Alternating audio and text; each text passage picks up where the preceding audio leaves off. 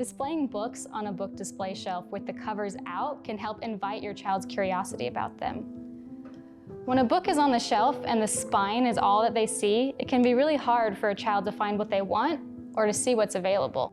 You can add books to your shelf by a subject your child is currently interested in, by books relevant to the time of year, a general theme, to prepare them or teach them about something, or just at random. Books can be rotated out when your child loses interest or on a schedule.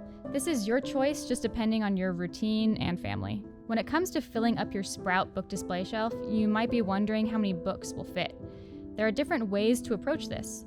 You can fill up a book display with a handful of books so that there are limited choices and that every book can be seen. A small Lexico will fit about 6 to 9 books comfortably this way, and a large Lexico will hold 16 to 19 books.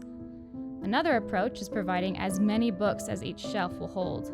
This will definitely depend on book size, but the small Lexico will roughly hold 10 to 14 books, and the large about 20 to 25.